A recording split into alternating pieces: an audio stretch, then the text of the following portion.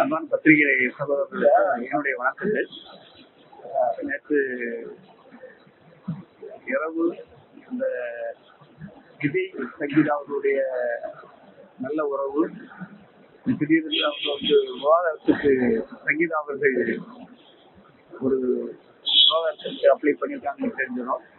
நான் ரொம்ப வருத்தப்பட்டேன். இதன் கடந்த ஒரு மாதமாகவே நான் சொல்லிட்டு இருக்கேன். விஜய் அவர்கள் அரசியலின் தூய்மை என்று சொல்லிக் கொண்டிருக்கிறார். அவர் தூய்மையான வாழ்க்கை வாழ வேண்டும். சங்கீதா அவர்களுடன் ஒற்றுமையாக ஒரு கணவன் மனைவி உறவு சிறப்பாக இருக்க வேண்டும். கணவன் மனைவி ஒற்றுமையாக இருந்தால்தான் ஒரு தமிழ் தேசத்துக்கும் இந்தியாவிற்கும் ஒரு முன்னுதாரண புருஷனாக இருக்க முடியும் என்பதை நான் வலியுறுத்தி வந்து கொண்டிருந்தேன். ஆனால் அதற்கு நேர் எதிர்மாறாக அவர்கள் விவாதத்துக்கு போயிருக்கிறார்கள். அந்த பெண்ணின் துணிச்சலை தான் நான் பாராட்ட வேண்டும் என்று நினைப்பேன். ஒரு பாரதி கண்ட புதுமை பெண்ணாக நான் பார்க்கிறேன். ஏனென்றால் அவர் கூறிய குற்றச்சாட்டுகள் ரொம்ப மோசமானது. அவர் வீட்டுக்குள்ளே முடக்கப்பட்டு அடைக்கப்பட்டு அவர்களுக்கு பல கொடுமைகள் நடந்திருக்கிறது என்று தெரிவித்திருக்கிறார். இது அந்த குடும்ப விவகாரத்து அந்த சட்டப்படி 27(1)AB சட்டப்படி இது ஒரு சிறை தண்டனைக்குரிய குற்றம் என்பது அந்த அந்த செக்ஷன் சொல்லுகிறது. ஆகவே இப்படிப்பட்ட ஒரு தவறான ஒரு சிந்தனையோடு நடந்து கொண்டமைக்காக விஜய் அவர்கள் மீண்டும் அவரோடு இணைந்து வாழ்வதற்கு ஒரு வாய்ப்பு கிடைத்திருக்கிறது. அந்த சந்தர்ப்பத்தை அவர் பயன்படுத்திக் கொள்ள வேண்டும் என்று தெரிவிப்பதற்காகவே நான் விரும்புகிறேன். ஏனென்றால் அவர்களுடைய குடும்பத்தில் 27 ஆண்டு காலம் வாழ்ந்தவன் என்ற முறையில் பெண்களுக்கு அநீதி இழைக்கப்படக்கூடாது. ஏனென்றால் அந்த காலத்திலே இப்பொழுது என்னன்னா பாரதி பெண்களுக்காக எப்படி குரல் கொடுத்தாரோ அந்த குரல் வெட்கப்படக்கூடிய அளவுக்கு ஆகிவிடுமோ. ஒரு நாட்டிற்கு முன்னுதாரணமாக தலைமை பண்போடு இருக்கின்ற, நான் முதலமைச்சராகவேன் என்று சவால் விடுகின்ற ஒரு தலைவனாக இருக்கக்கூடிய விஜய் இப்படி செய்யக்கூடாது என்பது எங்களை போன்றவர்களுடைய ஒரு தாழ்மையான வேண்டுகோள். நீண்ட நாட்களாக நெருங்கி பழகிருக்கீங்க. அவர்களுடைய உறவு நீங்க இருக்கக்கூடிய எப்படிப்பட்டதா இருந்தது? நிறைய குற்றச்சாட்டுகளை வச்சிருக்காங்க.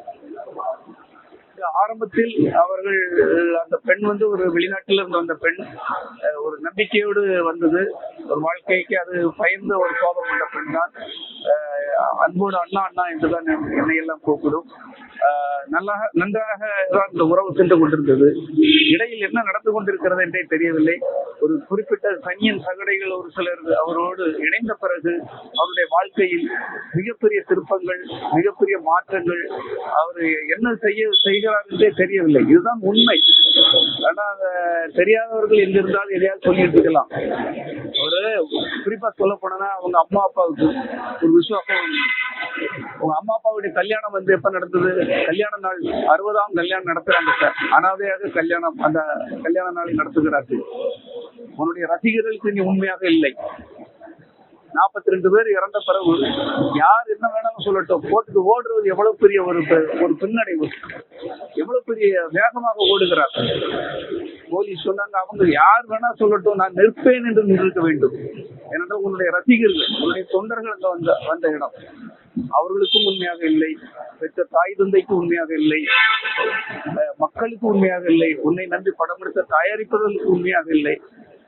கூட இருந்த உதவியாளர்கள், செல்வம் முதல் ஜெயசீலன் முதல் ரஜிராஜா முதல் உன்னோடு உண்மையாக உழைத்தவர்கள், ஆரம்பத்தில் கஷ்ட காலத்தில் உழைத்தவர்கள், நாம் முதல் ஆரம்பத்தில் கஷ்டத்தில் புகைப்படத்தை பத்திரிகையில போட மாட்டேன்னு சொன்ன காலத்தில் இருந்தவர்கள் யாருக்குமே நீங்கள் உதவியாக இல்லை. இந்த உண்மைகளை இனியாவது புரிந்து கொள்ள வேண்டும். வாழ்க்கையில் தான் மட்டும்தான், தனக்கு மட்டும்தான், என்னை யாரும் எதுவும் செய்திட முடியாது. ஆணவ போதை காலம் ஒன்று பார்த்துக் கொண்டிருக்கிறது. அதன் கடமையை, அதன் கர்மாவை கரெக்டாக அது செய்யும் என்பதை மட்டும் புரிந்து கொள்ளுங்கள். திரு விஜய் அவர்களே, எந்த உச்சத்துக்கு போனாலும் உச்சத்தில் இருந்து திரும்ப வந்துதான் ஆக வேண்டும். இதை நான் ஒரு பெண் இனத்துக்காக எல்லோரும் போராடுகிறார்கள். ஒரு பெண் மனம் வெளியே வந்தது பெரிய விஷயம். வெளியே வந்து அவங்க மன குமரலி சொல்லியிருக்காங்க. அந்த வீட்டுக்குள்ளே இன்னொரு நடிகை இருந்திருக்கிறாங்கன்னு சொல்லியிருக்காங்க. அப்ப அவங்க எவ்வளவு வேதனைப்பட்டிருப்பார்கள். என் மகன் எனக்கும் அத்தனை அவமானம் என்று சொல்லியிருக்கிறார்கள். இதை நினைத்து பாருங்கள். ஒவ்வொரு வீட்டிலும் நமக்கு சகோதரிகள் இருக்கிறார்கள், அக்கா தங்கை இருக்கிறார்கள். திருப்பாச்சி படத்தில் மட்டும் நீங்கள் தங்கைக்காக போராடினால் போதாது, படங்களில் மட்டும் பெண்களுக்கு ஆதரவாக பேசினால் போதாது, படத்தில் காதலுக்கு மரியாதை செய்தால் போதாது. வாழ்க்கையில் நீங்கள் காதலுக்கு மரியாதை செய்ய வேண்டும், வாழ்க்கையில் மனைவிக்கு மரியாதை செய்ய வேண்டும். இதை ஒவ்வொருவரும் கேட்கக்கூடிய கடமை இருக்கிறது எங்களுக்கு. இப்பொழுது உங்கள் மனைவி வெளியே வந்து என் மனைவி பிரச்சனை, அந்த பிரச்சனை அப்படியெல்லாம் கிடையாது. நீங்கள் எப்படி இருக்கிறீர்களோ அதை பார்த்தான் உன் தொண்டன் இருப்பான், நீங்கள் எப்படி இருக்கிறீர்களோ அதை பார்த்தான் சாமானியன் இருப்பான். ஏனென்றால் ஒரு பெண் சொல்லுகிறது, திருப்பாச்சி படத்துல அண்ணன் வந்து தங்கைக்காக எவ்வளவு ரவுடிகள் எல்லாம் கொள்றாரப்பா, எவ்வளவு நல்ல வருதுன்னு அப்படின்னு ஒரு பெண் பேட்டி கொடுக்குது. இன்னொரு பெண் பேட்டி கொடுக்குது, எங்க அண்ணன் நல்ல நடனம் ஆடுவார், அதுக்காக வாக்களியுங்கள் என்று ஒரு பெண் பேட்டி கொடுக்கிறது. அப்போ இந்த சினிமா மோகம் உங்களை எந்த அளவுக்கு நாசமாக்கி வைத்திருக்கிறது. உங்கள் அனைவரையும் கையெடுத்து கும்பிடுகிறேன் அன்பான என் சகோதர சகோதரிகளே, தமிழ் இனங்களே, ரசிகர்களே. ஒரு நடிகரை நம்பி உங்கள் வாழ்க்கையை வீணாக்கி விடாதீர்கள். அரசியல் அது இது என்று ஆசை காட்டுவார்கள், நரம்பு புடைக்க பேசுவார்கள், கத்தி பேசுவார்கள், சிஎம் சார்பார்கள். சிஎம் அங்கிள்ளி எவ்வளவு ஒரு முதலமைச்சர், அதாவது வாக்களித்து மக்களால் வாக்களித்து அங்கீகரிக்கப்பட்ட ஒரு முதலமைச்சரை எவ்வளவு அவமானமாக பேசுகிறீர்கள். நீங்கள் இதையெல்லாம் விட வேண்டும். இதையெல்லாம் நம்பி அவர்களை நம்பி நீங்கள் போனால் கண்டிப்பாக தோற்று போய் விடுவீர்கள். உங்கள் பணம் இழக்கப்படும், உங்கள் நேரம் இழக்கப்படும், உங்கள் காலம் இழக்கப்படும். கடைசியில் நிற்கதியாக நிற்பீர்கள் என்பதை மட்டும் தெரிவித்துக் கொள்கிறேன். இந்த நல்ல நேரத்தில்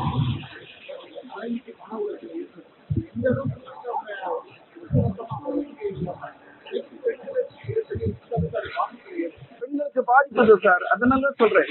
பெண்கள் இனத்தை பாதுகாக்க வேண்டும், பெண்கள் உரிமைக்காக போராட வேண்டும். எத்தனை தலைவர்கள் வந்தாலும் சரி, ஒரு விஜய் மாதிரி உள்ளவங்களே அந்த பெண்களுக்கு முக்கியத்துவம் கொடுக்கவில்லை என்றால், பெண்களுக்கு மரியாதை கொடுக்கவில்லை என்றால், அது எவ்வளவு பெரிய அவமானம் என்று நினைத்து பாருங்கள், எவ்வளவு பெரிய பின்னடைவு என்று நினைத்து பாருங்கள். அவரே ஒரு பெரிய ஒரு தலைவராக இருந்த பெண்களை பாதுகாக்க வேண்டும் என்று அரசுக்கு அறைகோல் கொடுக்கிறார். ஆனால் அவர் வாழ்க்கையில் அதை சரியாக நடந்து கொண்டிருக்கிறாரா? அந்த பெண் எப்படி கொடுமைப்படுத்தப்பட்டிருக்கிறார் என்று அந்த பெண் வெளியே வந்து பேசுது. விவகாரத்தை கோர்த்து வந்துருச்சு இல்லையா?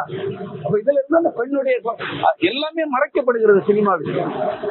அதுவும் பெரிய நடிகர்களுடைய விஷயங்கள் அத்தனையும் அவர்கள் செய்ய தவறுகள் எல்லாம் மறைக்கப்படுகிறது. அந்த பெண் வெளியே வந்து துணிச்சலா வந்து பேசுனது, அந்த துணிச்சலா வந்து அந்த கோர்ட்டில் வந்தது உண்மையிலே பாரதி கண்ட புதுமை பெண் சங்கீதா என்று நான் சொல்லுவேன்.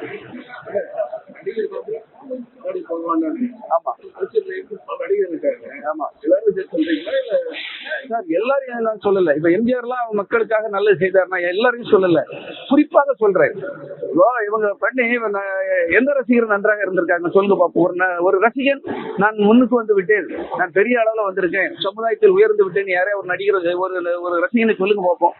அவருடைய இப்ப ஒரு சமீபத்தில் ஒரு ஆட்டோ ஓட்டிக்கிட்டு இருந்தவருடைய மனைவி கொடுத்த பேட்டி, 3 மாநாடுக்கு என் புருஷன் போனா, கந்து வெட்டிக்கு கடனை வாங்கிட்டு போனா, ஆட்டோ வட்டி கடை ஆட்டோவை தூக்கிட்டு போயிட்டான் பைனான்ஸ்காரன். நீ புருஷன் எங்க போனான்னு தெரியல, 2 பிள்ளைகளை படிக்க வைக்காம கஷ்டப்படுகிறான்னு பேட்டி கொடுக்குறாங்க. இந்த நிலைமை பல ரசிகர்களுக்கு இருக்கு. அதனாலதான் உங்கள் வாழ்க்கை உங்கள் கையில். நீங்க உங்க வாழ்க்கையை நீங்க வேஸ்ட் பண்ணிடாதீங்க. உங்களுக்கு குடும்பம் முக்கியம், உங்க குழந்தைகள் முக்கியம், உங்க அப்பா அம்மா முக்கியம். அதனால் உங்கள் உழைப்பை உங்களை நம்பி நீங்கள் வாழ்க்கை நடத்த. ஒரு நடிகன் வந்து படத்துல 50 பேர் அடிக்கலாம், படத்துல நல்லவங்க மாதிரி நடிக்கலாம். ஆனால் விஜய் வாழ்க்கையில் அப்படி அல்ல. ஏன்னா அவருக்கு அரசியலுக்காக சம்பந்தம் இல்லாம இருந்தா 8 கோடி மக்களும் விஜய் திட்டினா 8 கோடி மக்களையும் திட்டுற மாதிரியா, விஜய் ஏதாவது சொன்னா 8 கோடி மக்களையும் சொல்லணும். அப்போ நீங்க 8 கோடி மக்கள் உங்களுடைய மக்கள்னு சொல்றீங்க இல்லையா? நீங்க சம்பாத்தியம் பண்ண பணத்தை கூட மக்களுக்கு கொடுங்க, மக்களுக்கு உதவி பண்ணுங்க, பெண்களுக்கு உதவி பண்ணுங்க, ஏழை இளைஞர்களுக்கு உதவி பண்ணுங்க, உன் ஏழை ரசிகர்களுக்கு உதவி பண்ணுங்க. ஏதாவது பண்றாரா? நீங்க அதை செய்யுங்க சார். அதுக்கப்புறம் 8 கோடி மக்கள் விஜய் அப்படின்னு சொல்லுங்க. பேச்சு ஜாலத்துக்காக எதுவும் பேசக்கூடாது. யாராவது எழுதி கொடுத்தத பேசுறதுனால நீங்க ஒன்னும் இந்த நாட்டை பிடிக்கிற கூடாது. ஏன்னா அவரோடு இருந்தவன் என்கிற முறையில் இந்த நாட்டுக்கு ஆபத்து ஏற்பட்டு விடக்கூடாது என்பதற்காக நான் இதை சொல்லுகிறேன். கண்டிப்பாக இது பாதிப்பை ஏற்படுத்த வேண்டும். இதற்கு ஒரு விடை கிடைக்க வேண்டும் சார். இதுக்கு மட்டும் இல்ல, பொதுவாகவே அவர் செய்த தவறுக்கு விடை கிடைக்க வேண்டும். பலர் பாதிக்கப்பட்டிருக்கிறார்.